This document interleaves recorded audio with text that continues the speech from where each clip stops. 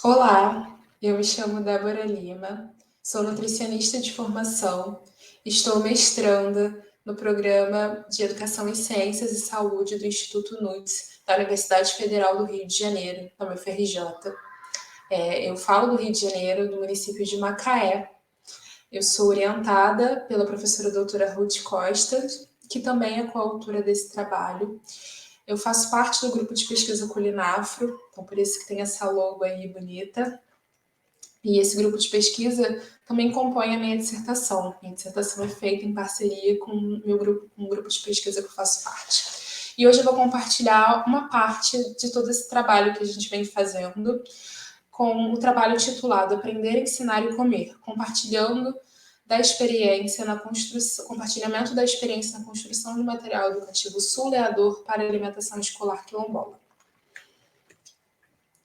E aí, como início, eu gostaria de destacar a importância dos movimentos sociais para as políticas públicas, das mobilizações sociais da sociedade civil organizada.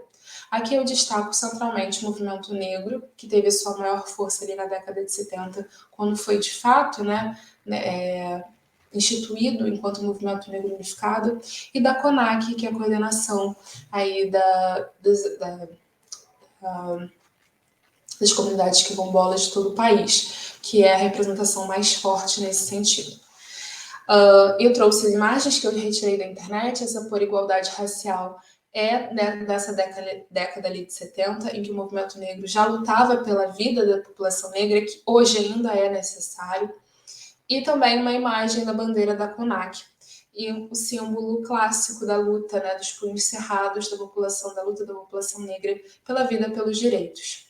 Nesse contexto, eu trouxe 3 legislações. A Lei 10.639, de 2003, que vai falar sobre a importância, na verdade, a obrigatoriedade do ensino da educação, da história, africana e afro-brasileira na educação, nas escolas públicas e privadas de todo o país.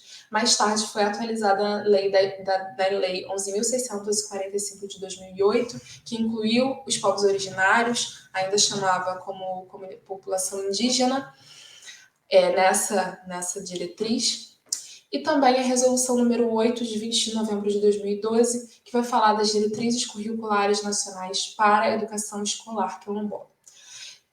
Todas essas diretrizes, elas só aconteceram em virtude da mobilização do movimento negro e da CONAC, porque as políticas públicas, elas têm efetividade quando é realizado todo esse movimento popular, a importância dos movimentos populares para essa efetivação. E aqui trazendo, então, para o contexto da alimentação, né, enquanto nutricionista, olhar aí para a educação e para a alimentação, a gente precisa pensar que nesses territórios, né, quando a gente fala de escola, como é que está essa alimentação, né? Nesse contexto, a gente tem como política pública muito importante para a alimentação nos territórios escolares, na escola, nas unidades escolares, o Programa Nacional de Alimentação Escolar.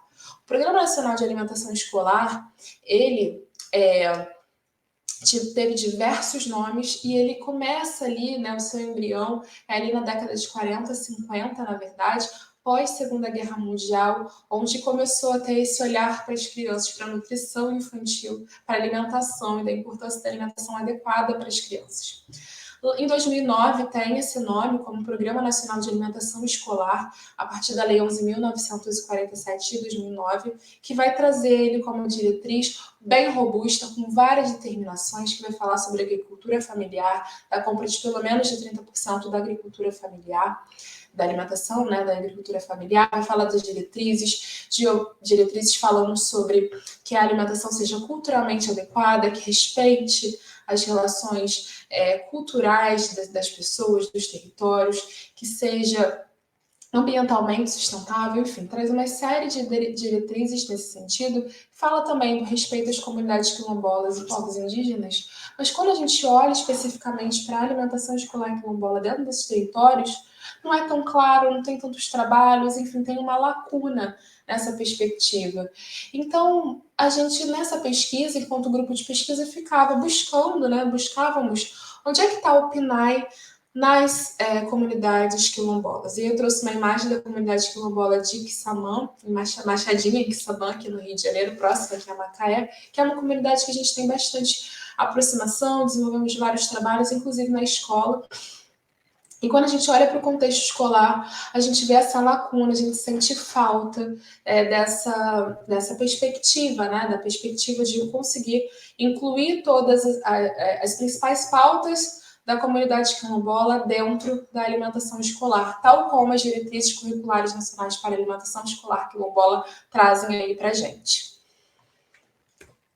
Por esse motivo, o que eu vou trazer hoje, né? O objetivo é trazer o processo de elaboração de material educativo para a alimentação escolar quilombola, que foi uma iniciativa do grupo de pesquisa Culinafro e que eu vou compartilhar um pouco com vocês sobre essa trajetória que nós estamos aí desenhando.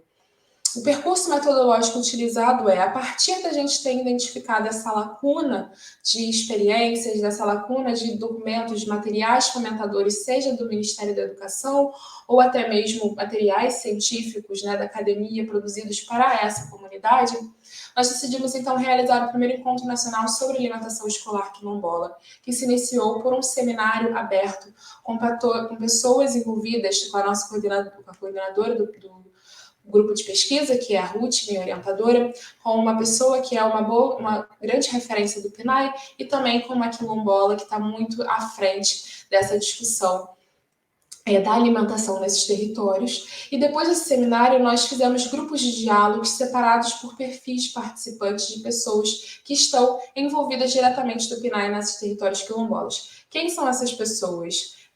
Quem são essas pessoas? Merendeiras, nutricionistas, representantes conselheiros do Conselho de Alimentação Escolar, gestores dessas unidades, agricultores, representantes da Associação de Moradores desses territórios. Hoje eu vou compartilhar com vocês as rodas que aconteceram com os diretores dessas comunidades, de comunidades escolares quilombolas. Após esses grupos, nós fizemos uma transcrição desse diálogo e, posteriormente, análise desse conteúdo a partir de Bardhan.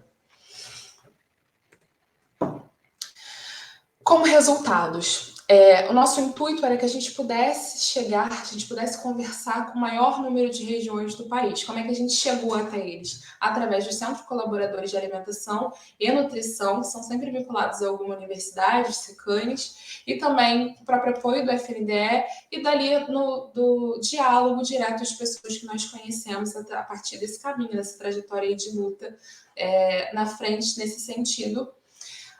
E nós conseguimos, nessa conversa, diretamente falando com os gestores de unidades, conversar com participantes da região